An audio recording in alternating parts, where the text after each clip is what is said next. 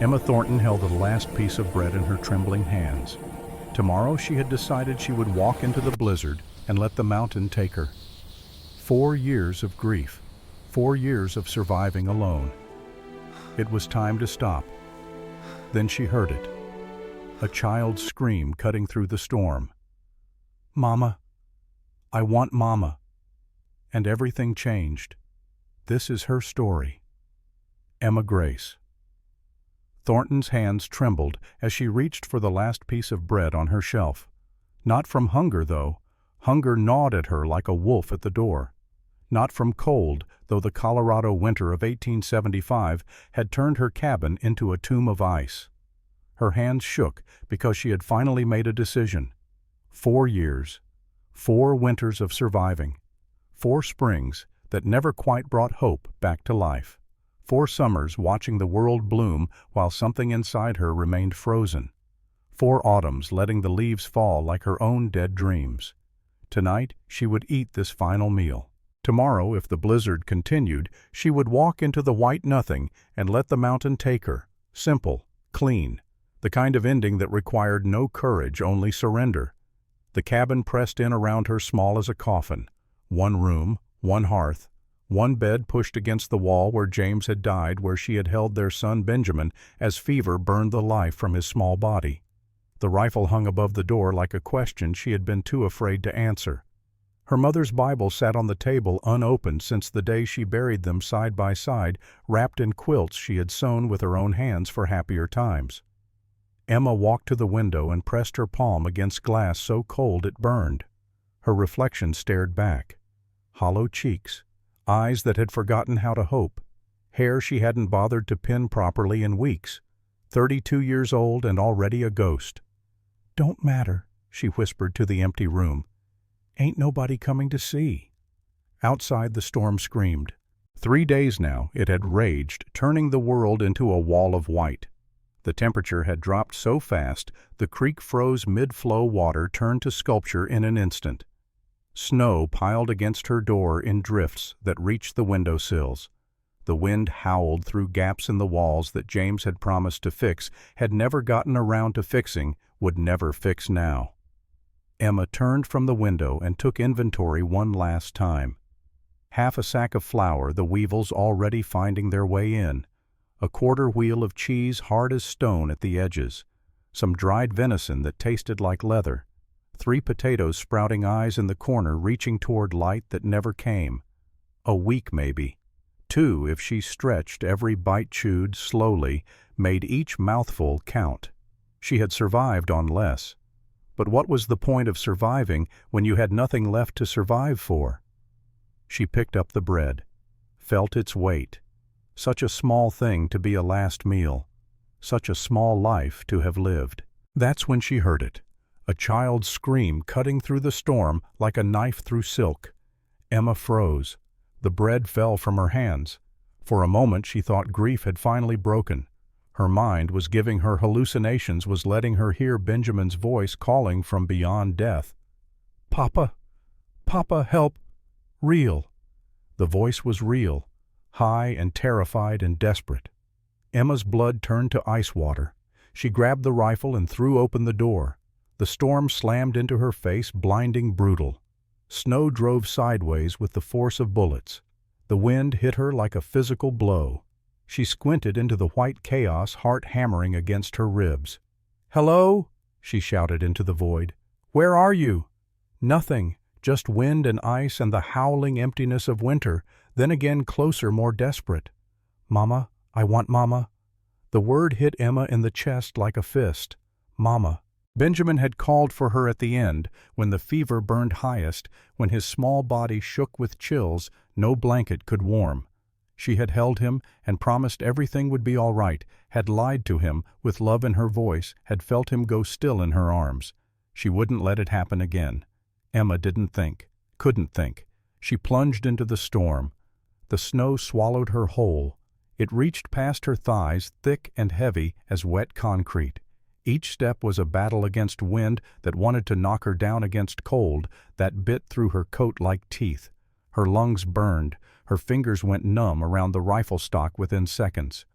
"Hold on," she screamed. "I'm coming." She couldn't see more than 5 feet ahead. The world had disappeared, replaced by a wall of white chaos. But she pushed forward, following the sound of crying, the sound of a child who needed her, the sound of a second chance she hadn't known she was waiting for. 20 feet. 10. 5.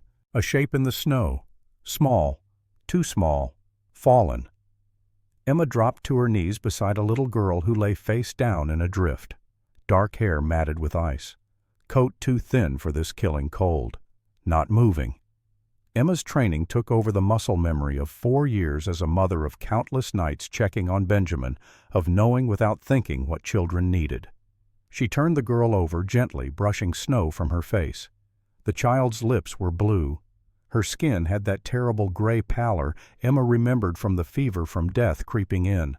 But her eyes fluttered open, brown eyes, huge and terrified, and so achingly alive.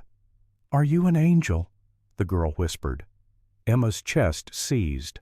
For one terrible moment she saw Benjamin's face. Benjamin at 6 calling for her from his bed. Benjamin asking questions she couldn't answer. Benjamin trusting her to make everything right even when she couldn't. "No child," Emma said, her voice rough. "Just a woman with a warm fire. Where's your pa?" "Sophie. Sophie." A man's voice raw with panic tearing through the storm. Emma looked up. He came through the blizzard like something summoned from her imagination. Tall, broad-shouldered, dark hair plastered to his head with snow. His face was all hard angles and desperate fear, gray eyes wild with terror. He wore a wool coat that had once been expensive, now soaked through and ruined. His boots were quality leather, the kind that cost more than Emma earned in a year when she still earned anything. Rich. This man was rich. What in God's name was he doing out here? "She ran," the man gasped, reaching for the child. "Saw your light, ran before I could stop her." Emma didn't waste words. "Inside, now, both of you."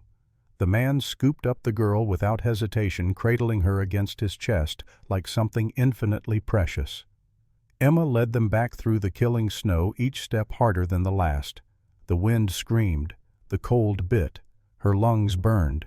But she kept moving, kept pushing, kept refusing to let another child die on her watch. By the time they reached the porch, Emma couldn't feel her feet. She shoved open the door, and they tumbled inside, bringing the storm with them. She slammed the door shut and barred it, then turned to look at the strangers she had just invited into her home, the strangers who might be the last people she would ever save. The man knelt on her floor, clutching the child against his chest.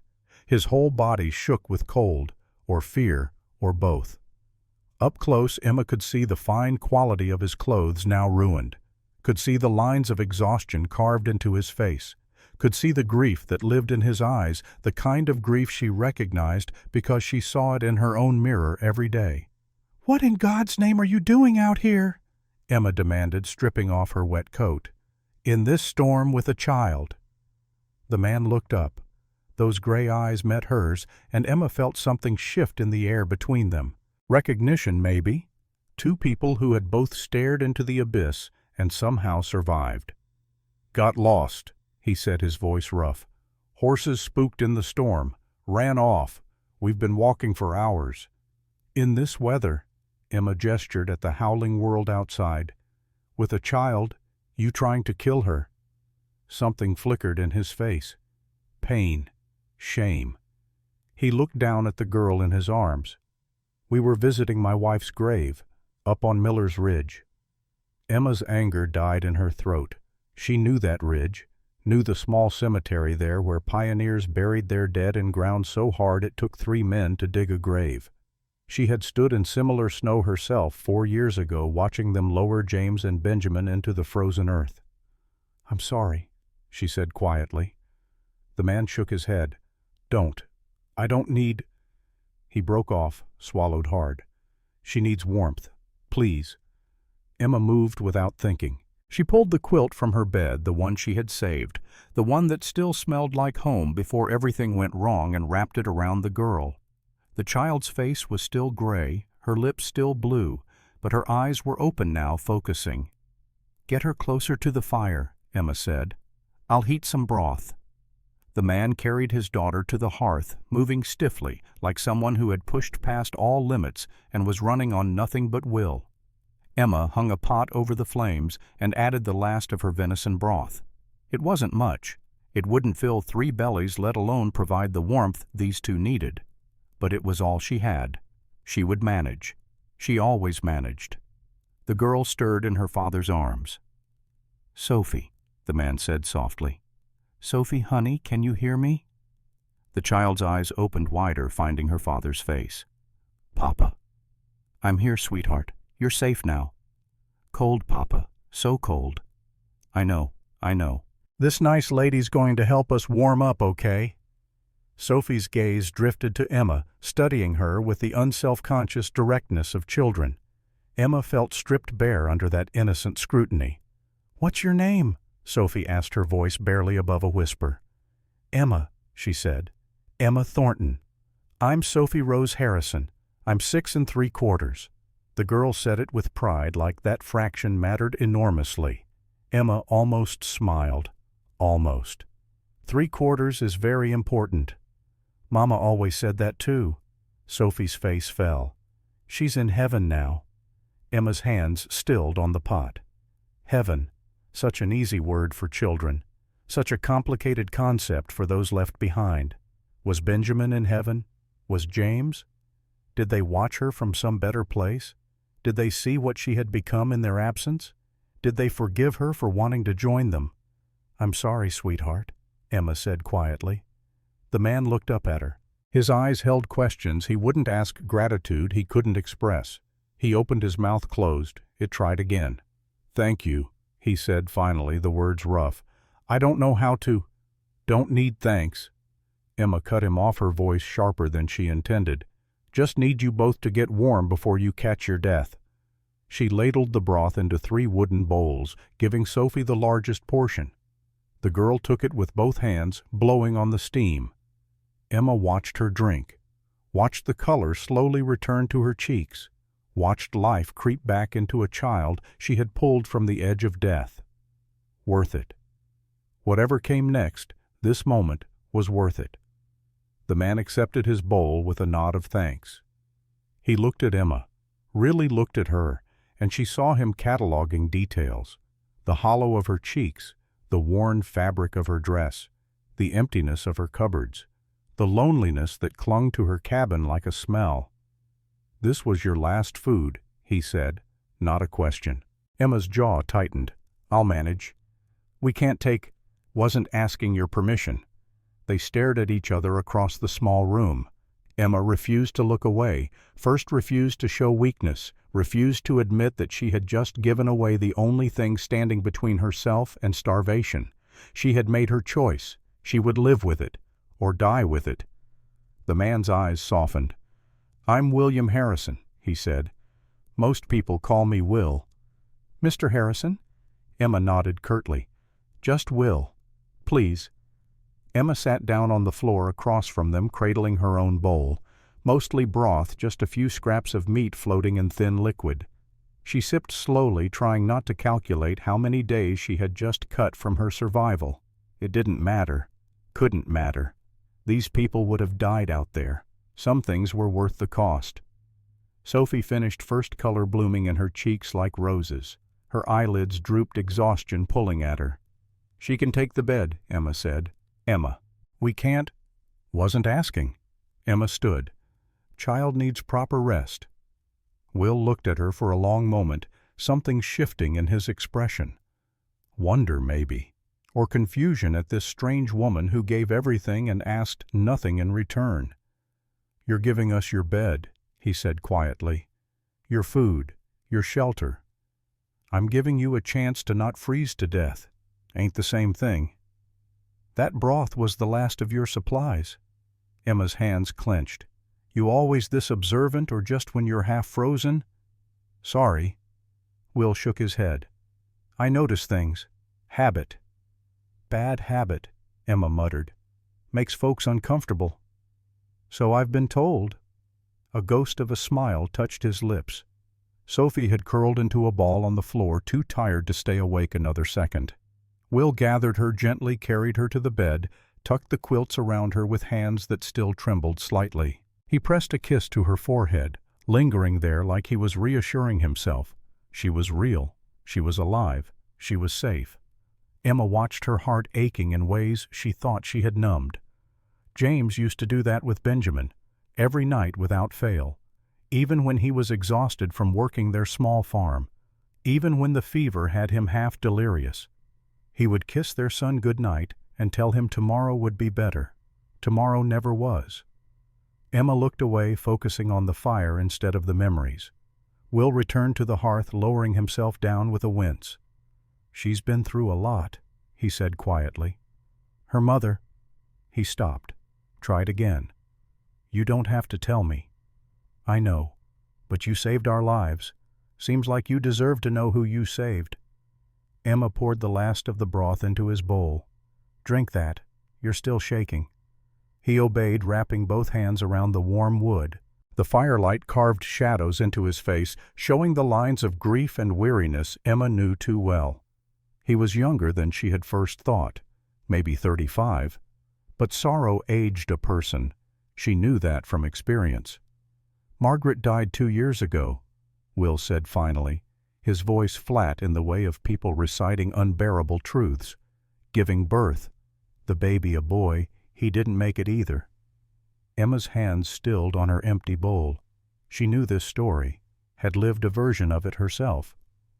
"I was in Denver," Will continued, "selling cattle. By the time I got word, by the time I rode back—" He shook his head. "They were already in the ground. Wasn't your fault. I should have been there." "You couldn't have known." "I should have been there." His eyes met hers, and Emma saw the guilt that ate at him, the weight that would never fully lift. A husband's place is with his wife. A father's place is with his family. I was off making money we didn't need while my wife— He couldn't finish. Emma understood. Some sentences had no endings. The fire popped. Outside, the storm continued its assault on the mountain, but inside something had shifted. Two strangers bound by grief warming themselves at the same small flame. "I lost my husband and son," Emma said quietly. "Typhoid fever. Took them both in the same week." Will looked at her, really looked at her. "I'm sorry. I nursed them day and night." The words came easier than Emma expected. "Did everything the doctor said. Did everything right. They died anyway. That wasn't your fault." Emma met his gaze steadily. "Neither was yours. But you'll carry it anyway. We all do." The silence stretched between them, heavy with understanding. Outside, a tree branch cracked under the weight of snow. Somewhere distant, a wolf howled. The storm raged on. "How do you live with it?" Will asked. Emma thought about the question, really thought. "You don't?" she said finally. "Not the way you were before. That person's gone. You just become someone else, someone who keeps going. Is that enough? Some days." She wrapped her arms around herself. "Some days, it's all there is." They sat in silence for a long while, two people who had lost everything, finding strange comfort in shared understanding. The fire burned low. The storm showed no signs of stopping. Tomorrow felt very far away. "I should pay you," Will said eventually, "for the food, the shelter. I don't want your money. Please, let me—" "I said no." Emma's voice sharpened. "I didn't drag you out of that snow for payment. I did it because it was right. Because—" She stopped. "Because a child called out for her mama, and I couldn't just let her die. Because I'm so tired of death. Because maybe saving someone else could save me too." "Because what?" Will asked gently. Emma shook her head, unable to finish. She hadn't cried in 3 years, had thought herself incapable of tears. But something about this night, this storm, this man with his wounded eyes and his daughter, who reminded her so much of Benjamin, was cracking through her walls. "I'm sorry," she said, standing abruptly. I don't usually—" "Emma." His hand touched her elbow. Gentle, careful. "You don't have to apologize, not to me." She took a shaky breath, then another. When she turned back, his eyes held no pity, only understanding, only the recognition of one survivor seeing another. "One night," she said, her voice steadier. "Storm should break by morning. Then you head back to wherever you came from."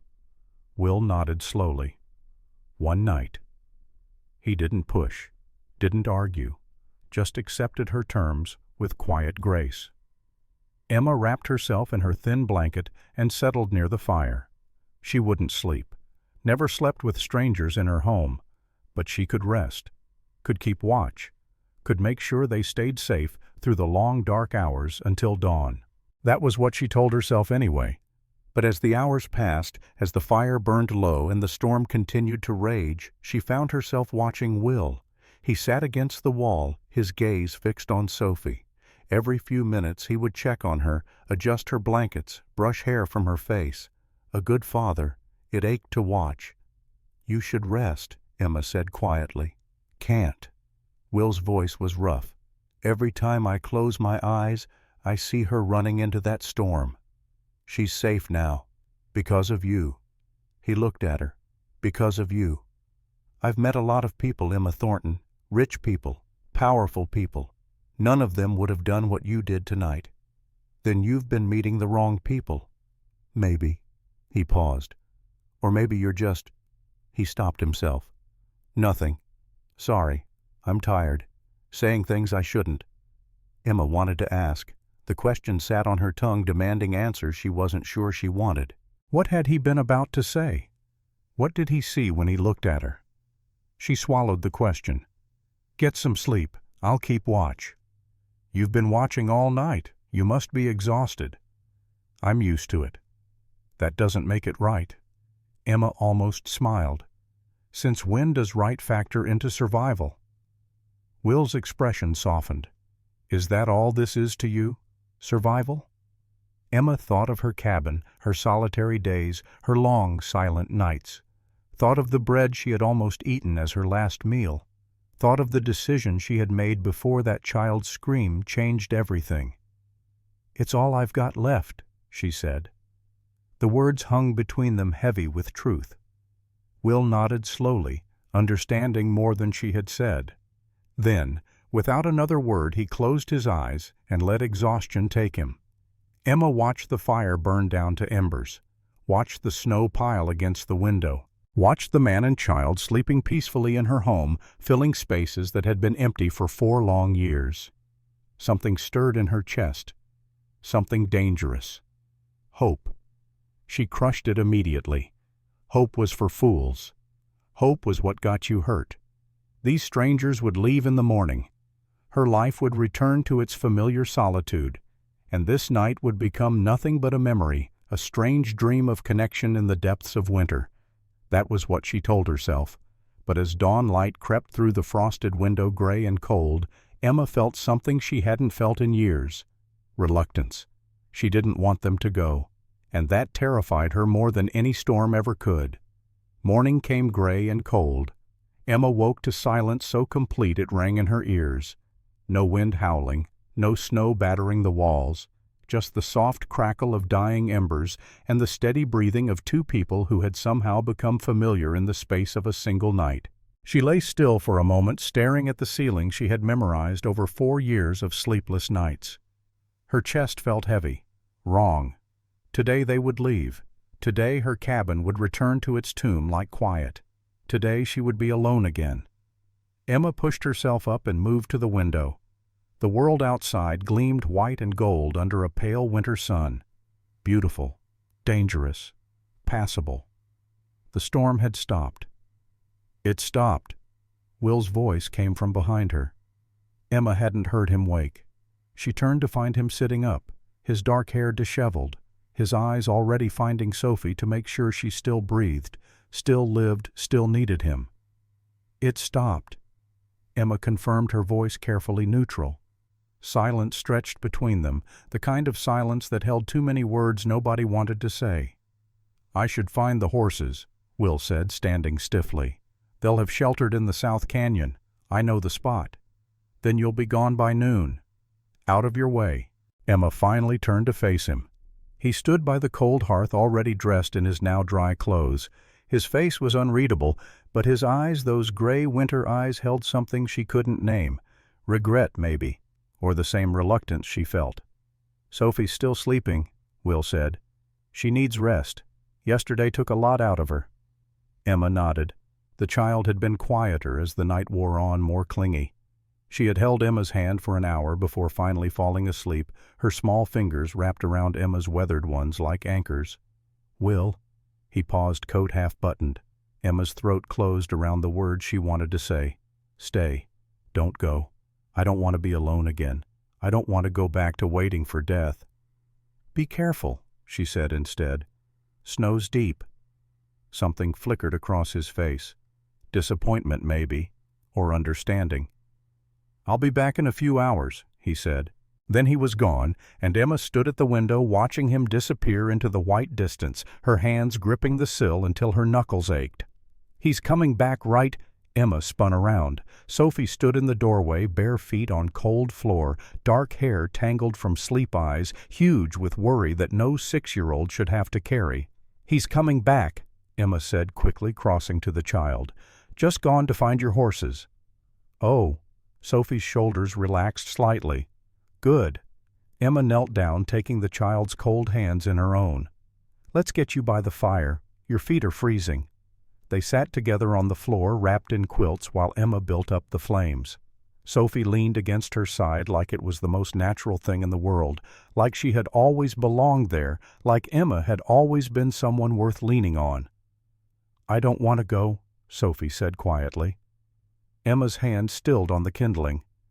"I like it here," Sophie continued, her voice small. "It's cozy. It feels—" She struggled for the word. "Safe. You have a home, sweetheart, a real home with your papa." "The big house is too big." Sophie's voice dropped to barely a whisper. "Mama's things are still there. Her dresses, her hairbrush. Papa won't move them." She swallowed hard. "Sometimes I forget she's gone. Then I remember, and it hurts all over again." Emma's chest constricted. She knew that pain. The forgetting and remembering. The moment each morning when you woke up and had to learn all over again that they were gone. The fresh wound that never quite healed. "That's how grief works, honey," Emma said, pulling the child closer. "It sneaks up on you when you're not looking." "Does it ever stop hurting?" Emma looked into the fire, watching flames dance and flicker with life. "No," she admitted. "But it gets quieter over time, like a storm that moves into the distance. You can still hear it, but it doesn't shake your walls anymore." Sophie considered this with the seriousness of children who have had to grow up too fast. "How long does that take?" "Different for everyone." "How long for you?" Emma looked at this child who saw too much, understood too much. "I'm still waiting." Sophie's small hand found hers. "Maybe you need someone to wait with." The words hit Emma like a physical blow. Simple, true, devastating. Before she could respond, the door burst open.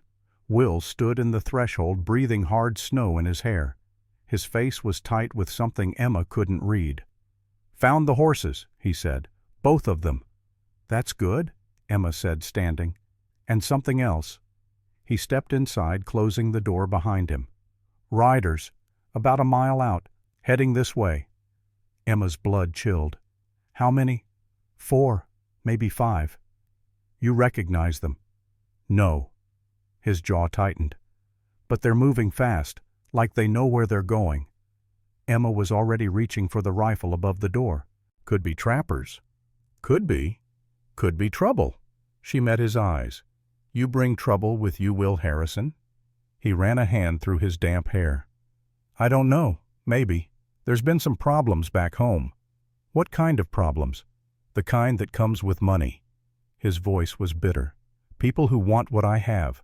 People who think a widower with a young daughter is an easy target." Emma's grip tightened on the rifle. "Who?" "There's a woman. Victoria Sterling." He said the name like it tasted foul. "Her husband died last year.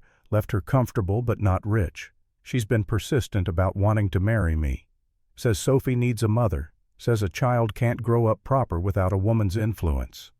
Persistent how? Trying to convince the town I'm unfit to raise Sophie alone, that I'm not thinking clearly, that she would be willing to take on the burden of being a mother to my daughter. He broke off, disgust plain on his face. She wants your money. She wants everything, and she's not above dirty tricks to get it. Sophie had gone pale. I don't like Mrs. Sterling. She smiles wrong. Emma looked at the child, then back at Will. You think she sent these riders? I don't know, but the timing. He shook his head. We were supposed to be back 3 days ago. If she reported us missing, if she convinced the sheriff I'd done something to Sophie. A chill ran down Emma's spine. She knew how small towns worked, knew how gossip spread like wildfire, how reputations could be destroyed with a whisper, a wealthy widower, a mysterious disappearance, a strange woman in the woods. The story practically wrote itself. You need to hide, she said. What? There's a root cellar under the floor, by the hearth. She was already moving, pulling back the worn rug, revealing the trapdoor beneath. Get in, both of you. Emma, I can't let you. You can and you will. She met his eyes fiercely. If those riders are looking for trouble, better they find a lonely widow than a man who matches whatever description they've been given. And if they hurt you, they won't. She hefted the rifle. This ain't my first time dealing with strangers who mean harm. Will hesitated. Every line of his body screamed resistance, male pride warring with practical sense. Papa. Sophie tugged at his coat. Miss Emma knows what she's doing. Something in his face broke. He looked at his daughter, then at Emma, and nodded once sharp. If anything happens, he said, gripping Emma's arm. The ranch is called Harrison Ridge, 2 days' ride southwest. Find it. Tell them what happened. My foreman, Henry Porter. He'll know what to do. Will, promise me. There was that word again. Promise. The word that bound and broke and held people together against all odds. I promise, Emma said. He held her gaze for a long moment, his gray eyes searching hers for something she couldn't name. Then he lifted Sophie into his arms and climbed down into the darkness of the cellar. Emma handed him a lantern, a blanket. Stay quiet, no matter what you hear. Emma. His voice rose from the shadows. Thank you for everything. She closed the trapdoor before she could respond, replaced the rug, steadied her breathing. The rifle felt good in her hands. Familiar. Heavy with purpose. She moved to the window and waited. They came 20 minutes later. 4 riders, just as Will had said. They approached slowly, fanning out as they neared the cabin. One of them dismounted while the others hung back, hands near their weapons. The leader was a big man, thick through the shoulders, with a face weathered by wind and cruelty in equal measure. He wore the badge of a deputy on his chest, but his eyes held none of the law's supposed justice. Emma opened the door before he could knock. Afternoon, ma'am. He tipped his hat, but his eyes were already scanning the cabin behind her, searching for what he expected to find. Name's Deputy Cole Matthews, looking for a man and a girl. Got reports they've gone missing. Emma kept her expression neutral, her hand casual on the doorframe blocking entry. Missing, you say? That's right. Man named William Harrison. Little girl about yay high. He held his hand at hip level. You seen them? Emma's heart pounded against her ribs like a fist against a door. She forced it steady, forced her voice calm. I've been snowed in for 3 days, Deputy. Haven't seen a soul. Matthew's eyes narrowed. Mind if we take a look around? I mind a great deal. Emma didn't move from the doorway. This is my property. I don't know you, and I don't appreciate strangers demanding entry into my home. Now, ma'am. You got a warrant, Deputy. His jaw tightened. This is a rescue mission, not an investigation.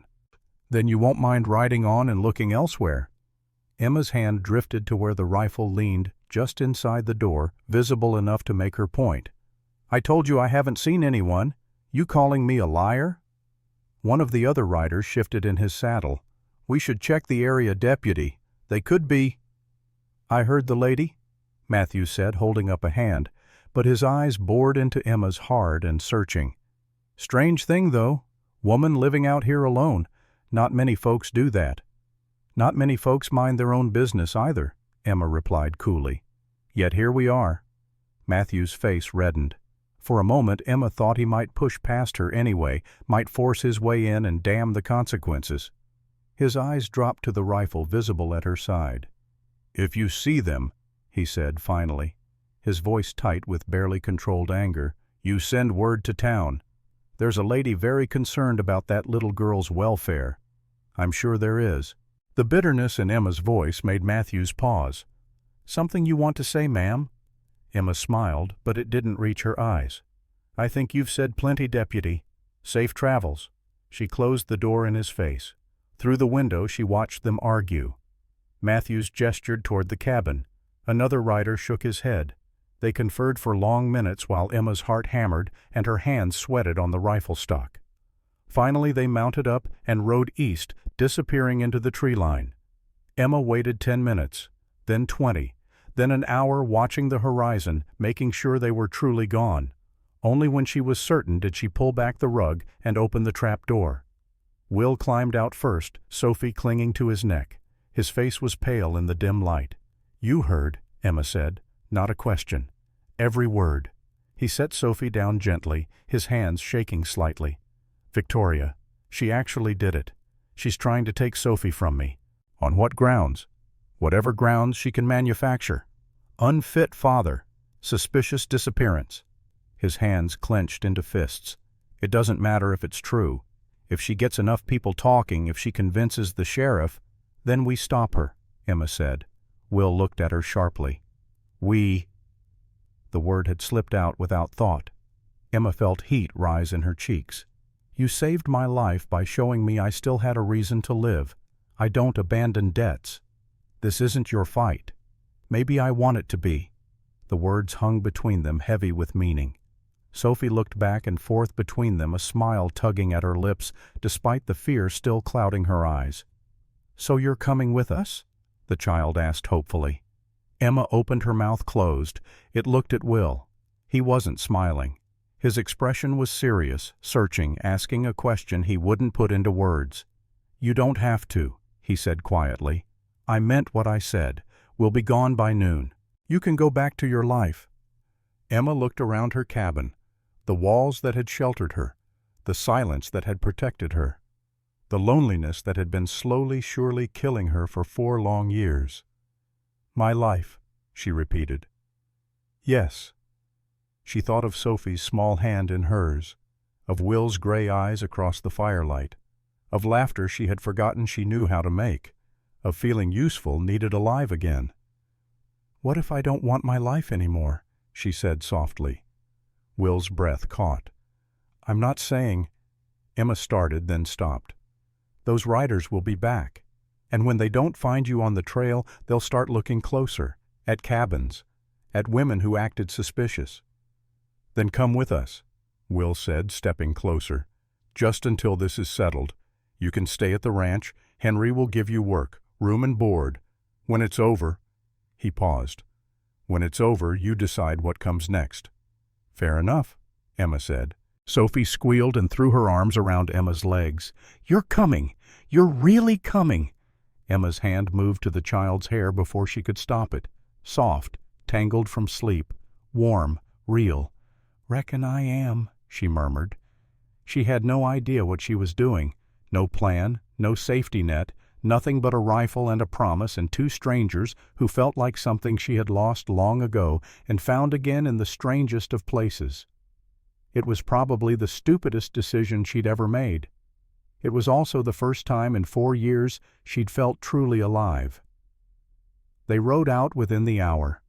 Emma packed light because there wasn't much to pack. Her rifle, her mother's Bible, a change of clothes, the quilt she couldn't leave behind.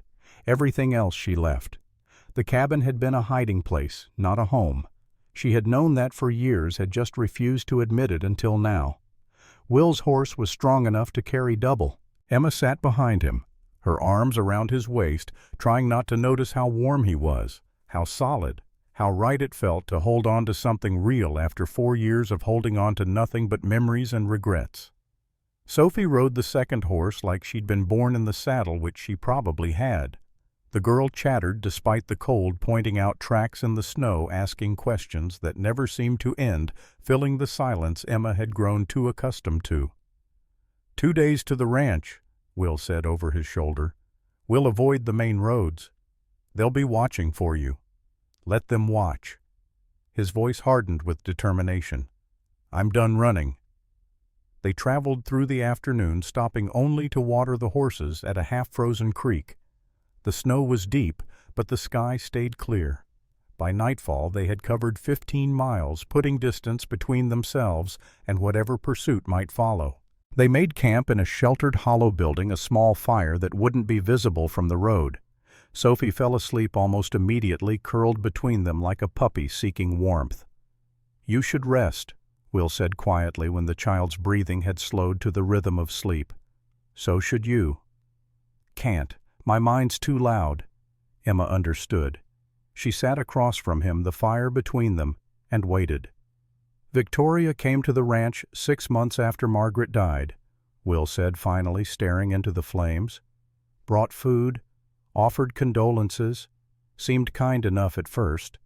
But then she started positioning herself, suggesting Sophie needed a woman's influence, hinting that I couldn't manage alone. At first I thought she was just being helpful, neighborly. Then I realized she was building a case, making sure people saw her being motherly to Sophie, being supportive of the poor, grieving widower. His voice dripped with disgust. Setting the stage. For what? For marriage. She made it clear she'd be willing to take on the burden of being my wife. For Sophie's sake, of course, for the good of the family. He laughed bitterly. She owns the general store in town, has money, connections. Half the town council owes her favors from when her husband was alive. Emma thought of the deputy's suspicious eyes, the way he had looked at her cabin like it was hiding secrets. If she convinces them you're unfit, she can petition the court for custody, or force me to marry her by making the alternative too painful to bear. Will poked at the fire viciously. Either way, she wins. What's her real angle? She can't just take your daughter. Money, land. The ranch brings in $30,000 a year. If she marries me, she gets everything. If I refuse and she gets Sophie, she controls Sophie's inheritance. Either way, she gets what she wants. Emma's hands clenched in her lap. She thought of her own loss, her own powerlessness. The fever hadn't cared about her prayers or her nursing or her desperate screaming love, but this was different. This was a human enemy with human weaknesses. This could be fought. Then we fight, she said. Will looked up sharply. I don't know how yet, Emma continued, but I know one thing. That woman isn't getting this child. Not while I'm breathing. Something shifted in Will's expression. Surprise, wonder, hope he was afraid to feel. You barely know us, he said. I know enough. Emma met his eyes across the flames. I know Sophie lost her mother too young. I know you're trying your best in impossible circumstances. I know you fixed my roof without being asked and hunted in a blizzard to earn your keep. She took a breath. I know what it is to lose everything and keep living anyway. And I know that anyone who'd hurt a child to get what they want doesn't deserve to win. Will was quiet for a long moment. The fire crackled. An owl called somewhere in the darkness. Why are you doing this? He asked finally. Really? Emma looked at Sophie sleeping peacefully between them. Looked at this man who had stumbled into her life like a storm, leaving everything changed in his wake. Because 4 years ago I prayed for death, she said quietly. Every night for a year I begged God to take me too. He didn't. I thought that meant he'd abandoned me. She stopped, swallowed hard. But maybe he was just waiting for me to be ready. Ready for what? Emma didn't answer. Couldn't. The words were too big, too terrifying. But Will nodded like he understood anyway. Get some sleep, he said gently. We've got a long ride tomorrow. Emma lay down beside Sophie, pulling the child close. The little girl stirred, mumbled something, then burrowed deeper against her. Trust. This small person trusted her completely. Emma closed her eyes, and for the first time in 4 years, didn't dream of the dead. Morning came cold and bright. They broke camp quickly, eating dried meat and hard bread as they rode. Sophie chattered about the ranch, the horses, the cattle, the foreman named Henry, who taught her to rope, even though Papa said she was too young. "He's grumpy," she confided to Emma, "but he makes good biscuits. That's a useful quality in a person." "That's what Papa says," Sophie grinned. "You'll like him. He's loyal. That's what matters most, Papa says. Loyal and true." Emma glanced at Will, who was scanning the tree line ahead with the wariness of a man who had learned not to trust easy horizons. "Trouble?" she asked. "Not sure." He slowed his horse. "Thought I saw movement." They stopped, listened. The forest was quiet. Too quiet. "Emma," Will's voice was low, "take Sophie. Ride east. There's a settlement called Miller's Creek about— I'm not leaving you. If something happens, nothing's going to happen. Emma, I'm telling you. And I'm telling you no." She urged her horse forward until she was beside him. "We face this together or not at all." Before he could argue, 3 riders emerged from the trees ahead. Not deputies this time. These men were harder, rougher, the kind who hired out their muscle for coin and didn't ask questions about the morality of the work. The leader smiled, showing teeth gone brown from tobacco. "Mr. Harrison, Mrs. Sterling sends her regards." Will's hand moved to his rifle. "I don't want trouble." "Then you shouldn't have made any." The man's eyes slid to Emma, assessing her like livestock at auction. "Who's the woman new wife already?" That was fast. "None of your concern." "See, that's where you're wrong. Everything about you is Mrs. Sterling's concern. She's been real worried." He urged his horse closer. "Little girl missing in a blizzard. Father acting strange, taking off without telling anyone. Folk are starting to talk." "Let them talk. They're doing more than that." The man's smile widened. "Sheriff's real interested in having a conversation with you, about where you've been, who you've been with." His eyes raked over Emma again, making her skin crawl. "I'm sure there's an innocent explanation, but a widow woman living alone young enough to catch a rich man's eye, well, people will think what they think." Emma's blood boiled. "You got something to say it plain." The man laughed. "Got fire, this one. I like that." "Then you'll love this." Emma raised her rifle in one smooth motion, the muscle memory of 4 years protecting herself in the wilderness taking over. "Ride away now, or I'll put a bullet between your eyes and feed your corpse to the wolves." The man's smile froze. His companions shifted hands, moving to their weapons. The air crackled with tension. "Easy now," the leader said slowly. "No need for anyone to get hurt." "Then leave." "Can't do that, ma'am. Mrs. Sterling is expecting." Emma fired.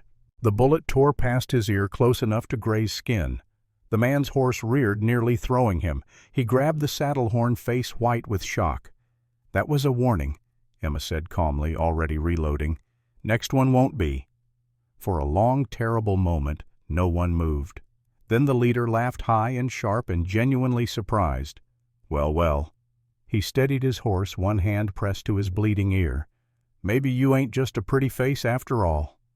"I'm a widow who's buried everyone she ever loved," Emma said, her voice ice. "You think I'm afraid of 3 hired guns on horseback?" The men exchanged glances. Something passed between them, some calculation of risk versus reward. "We'll be seeing you again," the leader said finally. "Mrs. Sterling doesn't give up easy." "Neither do I." They turned and rode away, disappearing into the trees. Emma kept the rifle raised until she couldn't hear hoofbeats anymore. Then her hands started shaking. Will was beside her in an instant, taking the rifle, steadying her horse. Emma, look at me." She met his eyes and saw wonder there, and fear, and something else she couldn't name. "You could have been killed," he said. "So could you." "That's different." "How?" He didn't answer. just looked at her like he was seeing her for the first time, really seeing her all the strength she had hidden beneath grief and loneliness and 4 years of just surviving. "You shot at him," he finally said. "Missed on purpose, by half an inch." Emma's laugh was shaky. "James taught me to shoot. Always said I had good aim." Will shook his head slowly, something like awe in his expression. "Who are you, Emma Thornton?" "I don't know anymore." She looked down at her trembling hands. "But I think I'm about to find out." Sophie had been silent through the entire confrontation. Now she urged her horse forward, her small face fierce and proud. "I knew it," she said. "I knew you were special." Emma pulled the child close with one arm, breathing in the scent of her hair, letting the reality of what had just happened settle into her bones. "I'm not special, sweetheart, just stubborn." "That's what Papa says about the best horses," Sophie said seriously. "The stubborn ones are worth keeping." Will met Emma's eyes over his daughter's head. His expression said everything his voice couldn't. Worth keeping. The ranch appeared at sunset on the second day. Emma saw it from the ridge and felt her breath catch. Sprawling land stretched in every direction. Vast herds dotted the valley, and rising against the darkening sky, a house that looked more like a fortress than a home. 3 stories of solid timber, smoke curled from 3 chimneys, lights flickered in windows, warm and welcoming. It was everything her cabin wasn't, everything she had told herself she didn't need. "Welcome to Harrison Ridge," Will said quietly. Sophie was already racing ahead, whooping with joy. "Henry, Henry, we're home." A figure emerged from the main house. Tall, weathered, silver-haired, moving with the easy confidence of a man who knew his own worth. He caught Sophie as she launched herself from the saddle, swinging her in a circle despite his years. "Well, look what the storm dragged in." His voice was gruff, but warm. "Gave us quite a scare, little miss." "We had an adventure, Henry." Sophie was practically vibrating with excitement. "And we found Emma. She saved us from freezing, and she shot at bad men, and she's going to stay forever." Emma's face heated. "I didn't exactly." Henry's sharp eyes found her, assessed her in a single glance that took in her worn clothes, her calloused hands, her rifle still clutched like a lifeline. His weathered face cracked into something that might have been a smile. "So you're the one," he said. The one who finally got him to come home." Emma didn't know how to answer that. She stood in the fading light, dust-covered and bone-tired, while ranch hands gathered to stare at the stranger their boss had brought back from the wilderness. "I'm nobody," she said finally. "Just someone who happened to be in the right place." Henry studied her with eyes that had seen too much to be fooled by humble words. Right place, wrong time, and still pulled a rifle on 3 of Victoria's hired guns. He glanced at Will. "Word travels fast out here." "How bad is it?" Will asked, dismounting stiffly. "Bad enough." Henry set Sophie down gently. "Victoria's been making noise all over town, talking about how you disappeared with the child, how nobody knows where you went, how maybe—" He stopped, glanced at Sophie. "How maybe you weren't thinking clearly." "Say it." Will's voice was tight. Henry's jaw worked. "How maybe you did something to her, lost your mind with grief." The words hit like punches. Emma watched Will's face go white, watched his hands clench at his sides. "That's a lie," she said sharply. "I watched this man hunt in a blizzard to feed his daughter. I watched him stay awake all night to make sure she was safe. He's the best father I've ever seen." Henry's eyebrows rose. "You willing to say that in front of Judge Morrison?" "I'll say it in front of God himself, if that's what it takes." Something flickered in the old foreman's face. Surprise? Respect? Maybe the first hint of approval. "Well then," he nodded slowly. "Reckon we got ourselves a fight." The ranch house swallowed Emma whole. She had never seen anything like it. High ceilings that seemed to stretch toward heaven, polished wood that gleamed in lamplight, a staircase that curved up to the second floor like something from a dream. She felt small here, dirty, wrong. "This way, ma'am." A woman appeared at her elbow, round-faced and kind-eyed, wearing an apron dusted with flour. "Mr. Harrison asked me to show you to your room. I'm Ruth Coleman. Been with the family 15 years. Emma followed her up those impossible stairs, too exhausted to argue, too overwhelmed to do anything but put one foot in front of the other. The room Ruth led her to was larger than her entire cabin. A real bed with a carved headboard, a washstand with a porcelain basin, curtains on the windows that looked like they cost more than Emma had earned in her entire life. "I had the boys bring up hot water," Ruth said, gesturing to the steaming pitcher. "You'll find clean clothes in the wardrobe, Mrs. Harrison's things." She paused, her voice gentling. "Mr. Will said you might be about her size." Emma's throat tightened. "I can't wear a dead woman's clothes." "They're just clothes now, ma'am. She'd want them used. Margaret was practical that way." Alone, Emma stood in the middle of the room and tried to remember how to breathe. What was she doing here? This wasn't her world. These weren't her people. She was a widow from a one-room cabin, not someone who belonged in a house with staircases and servants and rooms bigger than dreams. She should leave, slip away in the night before she embarrassed herself further. A knock at the door. "Emma?"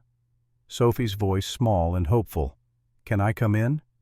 Emma opened the door. The child stood there in a fresh nightgown, her dark hair damp and combed, smelling of soap and safety.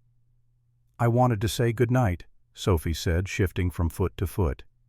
And I wanted to make sure you were still here." "I'm here." "Promise you won't leave. Promise you'll stay." Emma knelt down, taking the child's hands. They were so small, so trusting. "I don't know how long I can stay, sweetheart." "Forever." Sophie's grip tightened. "Stay forever. Forever." The word lodged in Emma's chest like a splinter, painful and impossible to remove. "I'll stay as long as I can," she said carefully. "But forever's a long time." "That's what Mama said." Sophie's voice dropped to a whisper. "She said she'd stay forever. Then she didn't." Emma pulled the child into her arms and held on tight. "I know," she murmured. "I know, baby. I know." She stayed until Sophie fell asleep in her own bed down the hall, stayed until the child's breathing slowed and steadied, stayed until her own legs ached from kneeling on the hard floor. When she finally crept back to her room, she found Will waiting in the hallway. "Thank you," he said quietly, "for being kind to her. She makes it easy. She's terrified of losing people." Will leaned against the wall, exhaustion carved into every line of his face. "After Margaret, she had nightmares for months. Screaming, clawing at the air. I didn't know how to help her. You were there. That was enough." "Was it?" His laugh was bitter. "Sometimes I wonder if I'm making everything worse. If she'd be better off with—" "Don't!" Emma's voice cracked like a whip. "Don't you dare finish that sentence." Will stared at her. "That child loves you more than anything in this world," Emma continued fiercely. "She talks about you like you hung the moon. Whatever mistakes you think you've made, and we all make them, you are her father, her safe place, her home." She stepped closer, jabbing a finger at his chest. "And if you think for 1 second that giving her up to some scheming woman who only wants your money would be better for her, then you're not the man I thought you were." Will caught her hand. His grip was warm, gentle, nothing like the rage in her words deserved. "What man do you think I am, Emma?" The question stopped her cold. She stood there, hand in his heart, hammering, unable to speak. "Because I'm starting to wonder," Will continued softly, "if you see someone I've forgotten how to be." Emma pulled away, her cheeks burning. "Get some sleep. We've got a fight coming." She closed the door between them before he could respond. The wedding happened 3 days later. Not because of love, though Emma felt that stirring in her chest more each day. Not because of tradition or propriety or any of the reasons people usually married. They married because Victoria Sterling had given them no choice. "If we're legally wed, she can't claim you're just some woman taking advantage," Will explained, sitting across from Emma in his study.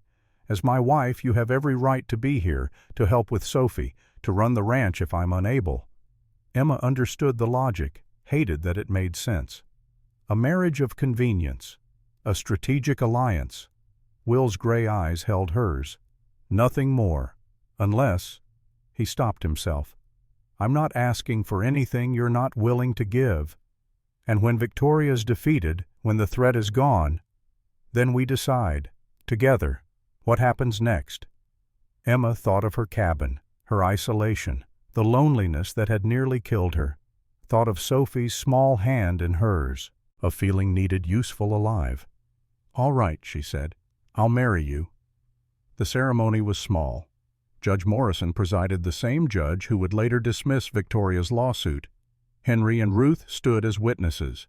Sophie held a bouquet of dried wildflowers, beaming like Christmas had come early. Emma wore one of Margaret's dresses altered to fit.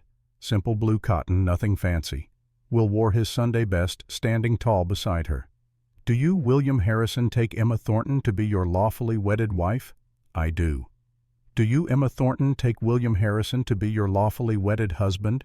Emma looked at Will, at the hope in his eyes, at Sophie watching with such desperate eagerness, at this life she hadn't planned but somehow needed. I do. Then by the power vested in me by the territory of Colorado, I now pronounce you husband and wife. Will kissed her. Gentle, careful. A kiss that promised nothing and everything all at once. Sophie threw her flowers in the air. You're married. You're really married. Now Emma can't leave. Emma caught the child as she launched herself forward, held her tight. Over Sophie's head her eyes met Will's. This was supposed to be convenience, strategy, protection. So why did it feel like something far more dangerous? Why did it feel like home? That night Emma moved her few belongings into the guest room next to Will's chamber. Not his room, not yet, maybe never. They had made an agreement, a business arrangement.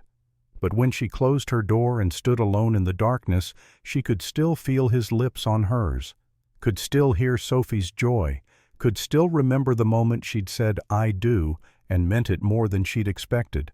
3 days married. And already she couldn't imagine going back to who she'd been before. The accident happened on the 3rd day. Will was working with a young stallion in the training corral, breaking the animal to saddle. Emma watched from the fence, Sophie beside her, when the horse spooked at something, a shadow or a sound she couldn't name. The stallion reared. Will held on muscle and Will fighting against raw panic. For a moment it seemed he might win. Then the horse twisted midair and came down hard. Wrong. Will hit the ground with a sound Emma would hear in nightmares for weeks. The sickening crack of bone. His scream cut short. The stallion's hooves too close too fast. Emma was running before she thought, vaulted the fence like James had taught her years ago when they had their own small farm. She grabbed the stallion's trailing reins, pulled the panicked animal away from Will's crumpled form. Get Dr. Morrison, she shouted at Henry, who had appeared from the barn. Now. Will lay in the dirt, his face white as snow, his right leg bent at an angle that made Emma's stomach turn. She had seen enough injuries on the farm to know. This was bad, very bad. Don't move, she said, kneeling beside him. Her hands were already checking for other injuries the way Dr. Morrison had taught her when Benjamin was sick, when she'd spent hours learning everything she could about healing because she couldn't bear to feel helpless again. Sophie, Will gasped through gritted teeth. She's fine. Henry's got her. Emma stripped off her coat, folded it, slid it under his head. You're going to be fine, too. Leg. I know. She pulled her knife from her boot, cut away his pant leg to see the damage. Worse than she'd feared. The bone had broken clean through white edges visible through torn flesh. He was bleeding but not spurting. That was something. Emma. His hand gripped hers. It's bad, isn't it? She met his eyes. Yes, but I've set bones before, on the farm. Animals mostly, but James broke his arm once. I can stabilize this until Dr. Morrison gets here. You don't have to. Yes, I do. She was already tearing strips from her petticoat, fashioning a tourniquet. Now be quiet and let me work. The next hour blurred. Emma set the bone as best she could, Will biting down on leather to keep from screaming. She splinted the leg with fence boards and rope, kept him conscious, kept him talking, kept the blood loss minimal. When Dr. Morrison finally arrived, he took one look at Emma's work and nodded. "You saved his leg," he said quietly. "Maybe his life. If that bone had shifted wrong, if the bleeding had been worse. You did good, Mrs. Harrison." Will spent 3 weeks in bed after that. The break was clean but severe. Dr. Morrison said he'd walk again, but it would take time. Might leave a limp, might ache in winter, but he'd walk. And Emma ran the ranch alone. 3 weeks passed in a blur of learning and adapting. Emma woke before dawn each day to work with Henry, learning the rhythm of the ranch. Which cattle were ready for market, which hands were reliable and which needed watching. How to read ledgers and balance books and make decisions that affected 50 men's livelihoods. The hands didn't trust her at first. She saw it in their faces at the morning meetings. Confusion, skepticism, a few poorly hidden smirks, a woman giving orders to men who had worked this land for years. "I know what you're thinking," Emma said that first morning, standing at the head of the table where Will usually stood. "I'm new here. I don't know cattle from sheep. I married your boss 3 weeks ago, and now I'm telling you what to do." Nobody spoke. A few shifted uncomfortably. "Here's what I do know." Emma's voice hardened. "I know how to work. I know how to survive when everything's falling apart. And I know that Mr. Harrison trusts me to keep this place running while he heals." She met their eyes one by one. "So we can do this the hard way, where you fight me every step and we all suffer. Or we can do this the smart way, where you teach me what I don't know, and I work harder than anyone to make up for it." Silence. Then Henry stepped forward. "You heard the lady. South pasture needs checking after all that snow. Miller take 2 men. Thompson, we're short on feed in the east barn. Get it sorted." The hands moved. Not happily, but they moved. "Thank you," Emma murmured to Henry. "Don't thank me yet," the old foreman said. "That was the easy part. They'll test you every day, every decision. You show weakness, they'll eat you alive." "Then I won't show weakness." Henry smiled for the first time since she'd met him. "No, I don't reckon you will." The testing started immediately. A hand named Jack Dawkins questioned her order to move cattle to the lower fields. Emma stood her ground, explained her reasoning. The weather was shifting. The upper pastures would freeze first. She didn't flinch when he muttered under his breath. The next day her decision proved right. The upper pastures froze solid overnight. Dawkins stopped muttering. A fence broke in the west section. The hands expected her to send someone else to fix it. Emma rode out herself, worked alongside them in the cold until her hands blistered and her back ached. She came home to respect in their eyes. Day by day she learned. Night by night she sat with Will and told him everything. Her victories, her mistakes, her fears. "You're doing better than I did my first month," Will said one evening, propped up in bed with his injured leg elevated. "And I grew up here. I'm terrified every minute. Doesn't show."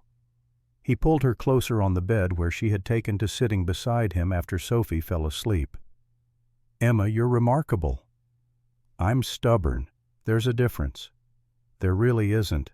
She laughed and he laughed with her, and for a moment everything felt possible. Then the world reminded them that nothing good lasted without a fight. It started with a visitor. Emma was in the garden with Sophie teaching the girl how to check for frost damage on winter vegetables when a woman arrived at the door.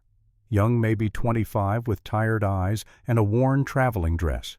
She clutched a carpet bag like it contained everything she owned, because it probably did. "Mrs. Harrison," the woman's voice shook. "My name is Sarah Miller. I heard about you, what you did, how you came from nothing and—" She stopped, swallowed. "I don't know where else to go." Emma studied her, saw the bruise half hidden by her collar, the way she flinched when a door slammed somewhere in the house, the desperate hope in her eyes. "Who hurt you?" Emma asked quietly. Sarah's composure cracked. Tears spilled down her cheeks. "My husband. I tried to leave once before. He found me, said next time he'd kill me." Emma's blood ran cold. She thought of James, gentle James, who had never raised his hand to anyone. Thought of Will, who treated her like something precious. Not all women were so lucky. Where is he now? Back in Denver. I took the morning coach before he woke. Sarah wiped her eyes frantically. I'm sorry, I shouldn't have come. I didn't know where else. Hush. Emma stepped forward and took the woman's shaking hands. You came to exactly the right place. Within a month, 2 more women had appeared at the ranch, then 3 more. They came from all over. Denver, Kansas City, small towns with names nobody remembered. Some had children. Some carried scars, visible and invisible. All of them had nowhere else to go. Emma took them in.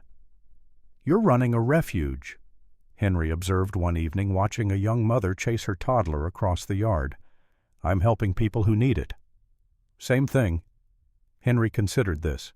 We'll need more space if this keeps up. Already thought of that. He handed her a paper with sketches. Plans for expanding the bunkhouse. Add a kitchen, separate sleeping quarters. Make it proper. Emma stared at the drawings. When did you have time to do this? Man gets bored just managing cattle. Henry almost smiled. Besides what you're doing, it's right. Someone ought to have done it years ago. We'll need money. You've got money. Will appeared behind her, leaning on his crutch. His leg was healing, but slowly. Use it. Emma turned. It's your money. It's our money, and I can't think of a better way to spend it. She kissed him right there in the yard in front of Henry and the hands and anyone else who might be watching. Let them watch. She was done hiding from life, but not everyone approved of what Emma was building. The whispers started in town. The good women of the community didn't know what to make of a ranch that sheltered fallen women, broken women who had fled their proper places. And Victoria Sterling knew exactly how to use that disapproval. Emma was in town buying supplies when she first felt the change. The merchant at the general store, Mr. Peterson, who had always been friendly enough, looked at her with cold eyes. I'm afraid I can't sell to you today, Mrs. Harrison. Why not? Don't serve murderers. He said it loud enough for others to hear. Word is, you killed your first husband, poisoned him for his farm, came to Colorado to find your next victim. The words hit like bullets. Emma stood frozen, feeling every eye in the store turn toward her, judging, condemning. That's a lie, she said quietly. Is it funny how your husband died so sudden, how you married Mr. Harrison so quick, how you've got your claws in his money now? Peterson's face twisted with righteous anger. We don't want your kind here. Emma walked out with her head high and her purchases left behind. She rode home in silence, rage and humiliation burning in her chest. Will was waiting on the porch. One look at her face told him everything. What happened? Emma couldn't speak, couldn't explain. She just shook her head and walked past him into the house. He followed, moving awkwardly on his healing leg. Emma, talk to me. They're saying I killed James. The words came out flat. Dead. Poisoned him. That I came here to trap you. That I'm a murderer. Will's face went white, then red. She had never seen him truly angry before. The transformation was terrifying. Who's saying this? Everyone. Emma sank into a chair. It's all over town. The merchant wouldn't sell to me. Said he doesn't serve murderers. Which merchant? It doesn't matter. It matters to me. And what, you'll hobble over there on one leg and defend my honor? Emma laughed bitterly. This is Victoria. Has to be. She can't beat us directly, so she's destroying me instead. Then we fight back. How I can't prove I didn't kill my husband. I can't prove something that didn't happen. Will lowered himself into the chair across from her, his face lined with pain from his leg or from watching her suffer. She couldn't tell which. You have witnesses, he said. People who knew you in Missouri, who saw James die of fever. That's hundreds of miles away, and even if I could reach them, we reach them. Will leaned forward. We write letters. We gather statements. We build a case so solid that Victoria's lies crumble under their own weight. That could take months. Then it takes months. His hand found hers. "I'm not letting her win, Emma. Not after everything." Emma looked at him. This man who should be resting, healing, letting others fight his battles. Instead, he was ready to go to war for her. "Why?" she whispered. "Why do you keep fighting for me?" His answer was simple, quiet, devastating. "Because I love you." Emma's breath stopped. "You don't have to say it back." Will continued quickly. "I'm not asking for anything. I need you to know. You're not alone. You never will be again." She stared at him. This man who had stumbled into her cabin in a blizzard. This man who had seen her at her worst and lowest and still chose her, still fought for her, still loved her. Her voice caught. "I don't know if I know." He smiled softly. "It's all right. Take your time." But something had shifted, something fundamental. Emma looked at him, really looked, and saw not a stranger, not a partner of convenience, but something else entirely, something that felt terrifying and wonderful and impossibly achingly right. She leaned forward and kissed him, not gentle, not questioning, a kiss that said everything her words couldn't. Will made a sound of surprise, then pulled her closer, his hands tangling in her hair. The kiss deepened. The world narrowed to just the two of them. Just this moment, just this impossible, perfect feeling. When they finally broke apart, both breathing hard, Emma's cheeks were wet with tears she hadn't felt falling. "I think," she swallowed, "I think I might love you too." Will's smile was sunrise after a long winter. "Yeah. Don't make me say it again. Wouldn't dream of it." The letters went out the next week. Emma wrote to everyone she could remember from Missouri. The doctor who had treated James, the preacher who had spoken at his funeral, the neighbors who had brought food during the fever. And she wrote to someone else, someone she hadn't thought about in years, Sarah Thornton, James's younger sister who had moved to Kansas after the funeral. The response came 3 weeks later. Emma was in the barn checking on a sick calf when Henry found her. "Letter for you," he said, "from Kansas." Her hand shook as she opened it. "Dear Emma, I wept when I read your letter. All these years I thought you blamed me for not coming to help when James and Benjamin were sick. I couldn't face you, couldn't face my own guilt. Now I learn you've been suffering alone, accused of terrible lies. I won't stand for it. I'm coming to Colorado. I'll testify to anyone who will listen that my brother died of fever, that you nursed him until your own hands bled, that you loved him more than any woman ever loved a man. I'll be there by month's end." Your sister Sarah Emma read it twice, 3 times. The words blurred through tears. "Good news?" Henry asked gruffly. "The best." But before Sarah could arrive, Victoria made her move. The legal papers arrived on a Friday morning. Deputy Matthews delivered them personally, his face carefully neutral as he handed them to Will. "You're being sued," Matthews said. "Mrs. Sterling is bringing formal charges against your wife." "On what grounds?" Will's voice was dangerously quiet. "Murder, fraud, deception. It's all in there." Matthews tipped his hat. "Court date set for 2 weeks from today. Judge Morrison presiding." He rode away, leaving them staring at legal documents that could destroy everything. Emma read through them, her hands steady even as her heart raced. Victoria's lawyers had built an entire case, claiming James's death was suspicious, that Emma had fled Missouri to escape investigation, that she had deliberately targeted Will, a grieving widower, with money, that she was dangerous to Sophie. "She's really doing this," Emma said. "Yes." Will's jaw was tight. "And we're going to beat her." The day of the trial, the courtroom was packed. The whole town had turned out to watch. Emma sat at the defendant's table wearing one of Margaret's simple dresses, her hair pinned up her spine straight.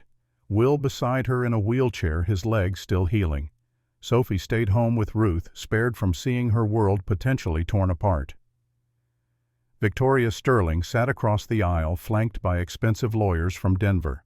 Her face was marble, cold and perfect and utterly without mercy. Judge Morrison took his seat. He was an older man, white-haired and keen-eyed, with the look of someone who had seen too much of human nature to be fooled by pretense. "This court will come to order." He banged his gavel. "We're here to determine the validity of charges brought against Mrs. Emma Harrison by Mrs. Victoria Sterling. Mrs. Sterling, you filed the petition. Present your case." Victoria's lawyer stood. Alexander Thornhill, slick and polished, a man who made his living twisting truth into weapons. "Your Honor, we will prove that the defendant is a dangerous predator who has left a trail of suspicious deaths and broken hearts. A woman who murdered her first husband and has now set her sights on Mr. Harrison's considerable fortune." He painted a picture of Emma as a calculating monster. James's sudden death, Emma's isolation in Colorado waiting for the next victim, Will's convenient appearance in a blizzard, the rushed marriage, Emma's rapid takeover of the ranch. Mrs. Sterling is prepared to present evidence. Thornhill concluded that Emma Harrison is unfit to be near any decent family, that she poses a danger to young Sophie Harrison, that she must be removed from society before she can harm anyone else. The courtroom buzzed with whispers. Emma sat motionless, refusing to show fear. Judge Morrison turned to Will. "Mr. Harrison, you may respond." Will stood leaning heavily on his crutch. He wasn't a lawyer, didn't have the polish or training, but he had something better. Truth.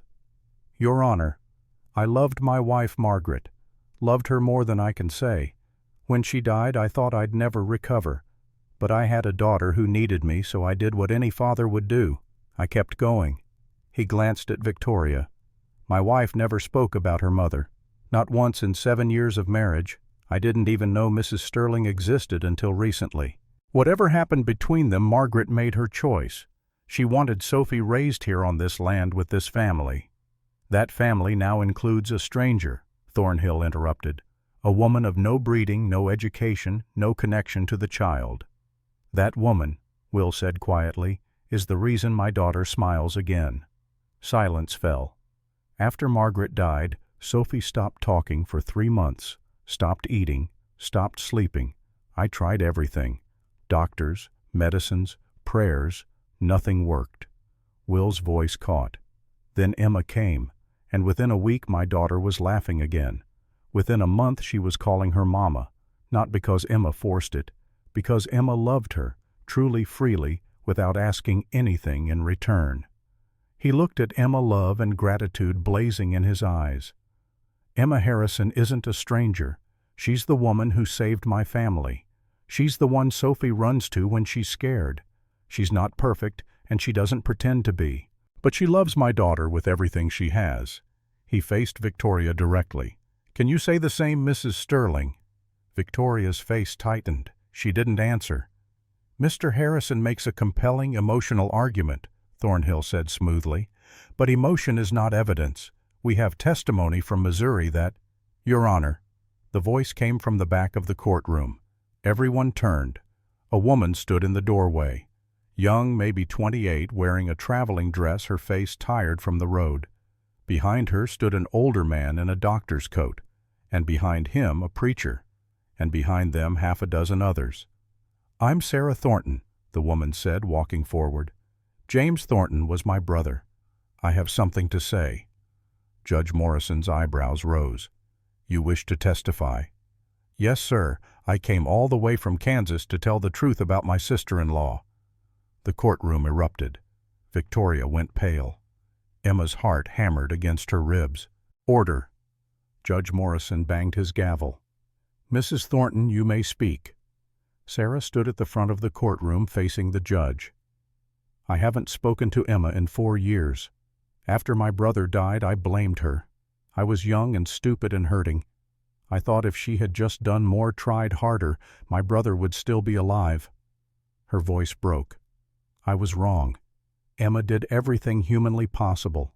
She nursed James and Benjamin day and night for a week. She didn't sleep, barely ate. She held my brother's hand while he died and then held her son while he followed." Sarah turned to face Emma directly. "Typhoid fever killed them, not Emma. Emma loved them more than life itself. I watched her heart break. I saw her nearly die from grief." She looked at the judge. "Anyone who says Emma killed my brother is a liar, and I'll swear to that on any Bible you put in front of me." The doctor stood next. "Dr. Andrew Morrison. I treated James and Benjamin Thornton in their final illness. Typhoid fever. No doubt whatsoever. Mrs. Thornton did everything I prescribed and more. If anyone is to blame for their deaths, it's me for not having better medicine, not her." Pastor Williams spoke next. "I presided at the funeral. I saw Emma's grief. It was real. It was devastating. No one could fake that kind of pain." One by one, neighbors testified. People who had known Emma and James, people who had seen the fever tear through their small farm, people who remembered Emma as a devoted wife and mother broken by loss. By the time they finished, Victoria's case lay in ruins. Judge Morrison's face was grave. "Mrs. Sterling, it appears your accusations are without merit, severely without merit." "Your Honor, they're lying. All of them. She must have paid—" "Enough!" The judge's voice cracked like thunder. "I've heard enough. Mrs. Harrison's character has been more than established. This matter is closed." He banged his gavel. "Charges dismissed. Court is adjourned." The room erupted in applause. Sarah pushed through the crowd and threw her arms around Emma, both women sobbing. Will pulled them both close, his own eyes wet. Victoria stood alone, her perfect composure crumbling. She looked at Emma with pure hatred. "This isn't over," she hissed. "Yes," Emma said quietly. "It is. I won. You lost. Accept it." Victoria turned and swept from the courtroom, leaving whispers and speculation in her wake. That night the ranch celebrated. Ruth cooked enough food for an army. The hands brought out fiddles and guitars. Sarah danced with Henry, discovering the gruff foreman had a surprisingly light step. Sophie stayed up past midnight, twirling between Emma and Will like she couldn't decide who to hold on to. 3 months passed in blessed peace. Spring came early, melting the snow, turning the valley green. Will's leg healed completely, leaving only a slight limp he claimed made him look distinguished. Emma and Will became truly husband and wife, in every sense, their love deepening with each passing day. The refuge expanded. The new building was completed in April, able to house 12 women comfortably. Sarah stayed to help run it, finding purpose in helping others heal from the wounds she understood too well. Sophie thrived. She called Emma Mama without hesitation now. She talked about wanting a baby brother or sister. She drew pictures of their family, the 3 of them always together, always smiling. Emma discovered she was pregnant in late May. Will cried when she told him. Sophie danced around the kitchen. Ruth declared it was the best news since the war ended. Everything was perfect. Too perfect. The letter arrived on a Tuesday in June, from a lawyer in Boston, Catherine Montgomery, it said, petitioning for custody of Sophie Rose Harrison. "Who is Catherine Montgomery?" Emma asked, her hands shaking as she read. Will's face had gone gray. "Margaret's mother. Sophie's grandmother. I thought, she hasn't contacted us in 7 years. I thought she wanted nothing to do with us." But Catherine Montgomery very much wanted something, and she had the money and connections to take it. The custody hearing was set for 3 weeks later. Catherine arrived by private train, descending onto the platform like visiting royalty. She was 58, elegant in expensive mourning clothes, her face carved from ice. Emma met her in the parlor. The 2 women studied each other like generals before a battle. "So you're the nobody who married my son-in-law," Catherine said. "And you're the grandmother who abandoned your granddaughter for 7 years," Emma replied evenly. Catherine's eyes narrowed.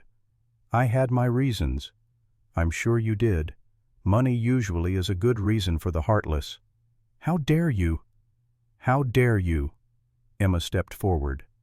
"Sophie doesn't know you, doesn't remember you. You have no place in her life. I have every place. I'm her blood, her family. Family is more than blood. It's showing up. It's being there. It's loving someone even when it's hard." Emma's voice shook with fury. "Where were you when Margaret died? Where were you when Sophie cried herself to sleep every night? Where were you when she needed a grandmother? I wasn't allowed. You're a grown woman with money and power. You could have come if you wanted to. You chose not to. And now you want to take her away from the only home she's ever known." The trial was brutal. Catherine's lawyers argued that Sophie deserved her mother's legacy: the finest schools, Boston society, culture and refinement that a ranch in Colorado could never provide. Will testified about Margaret's wishes, how she had never wanted her daughter raised in the stifling world of Boston high society, how she had chosen this life deliberately. Emma testified about loving Sophie, about being there for her every day, about not having breeding or education, but having something more important: a heart that chose this child and would never stop choosing her. But it was Sophie who won the case. Judge Morrison called her to the stand. "Sophie, do you understand what's happening here?" "Yes, sir. The lady wants to take me away." "How do you feel about that?" Sophie's chin lifted, brave and fierce. "This is my home. Papa is my papa and Emma is my mama. I have my room and my horse Buttercup and my friends. I don't want to go to Boston." "But Mrs. Montgomery is your grandmother. Don't you want to know her?" "She didn't come when Mama died." Sophie's voice was clear, unwavering. "She didn't come when I was sad. She only came now. That's not what grandmothers do." She looked at Emma. "Mama told me before she died to be brave, to let people love me, to not be scared of new families." Tears filled her eyes. "Emma is my new family. She loves me.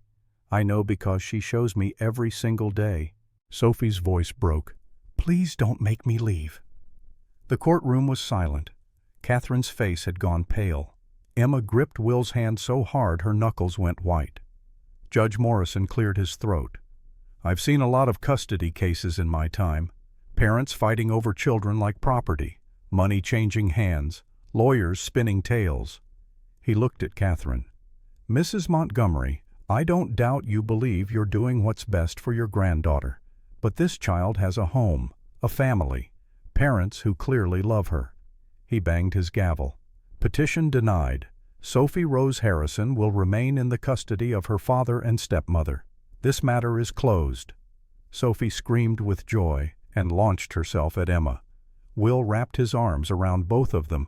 The courtroom erupted in applause. Catherine left in silence, defeated and alone. That night Emma stood on the porch watching stars wheel overhead. Will came out, wrapped a blanket around her shoulders. "Thinking about what?" he asked. "About who I was, and who I am now." "And who are you now?" Emma smiled. "Emma Harrison, wife, mother, survivor." She paused. "Happy." "Happy?" She turned in his arms. "For the first time in my life, truly, completely happy." Will kissed her softly. "Good. That's exactly who you should be." Inside, Sophie slept peacefully. Sarah and Ruth cleaned up from dinner. Henry sat by the fire reading to the women from the refuge. The ranch settled into its evening rhythm, full of life and love and second chances. Emma looked at the stars and thought about the woman she had been, the widow in the cabin waiting to die. She had opened her door to strangers in a blizzard thinking she was saving them. She had been wrong. They had saved her too. 6 months later, on a cold December night, Emma gave birth to a son. They named him Benjamin James Harrison after the loved ones they had lost.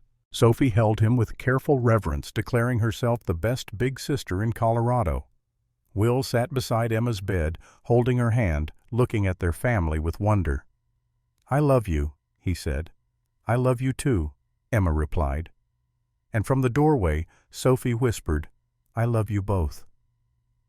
Outside, snow began to fall, but inside, wrapped in warmth and love, and the family they had chosen, nobody was afraid of winter anymore. They had survived the storm and found home in each other.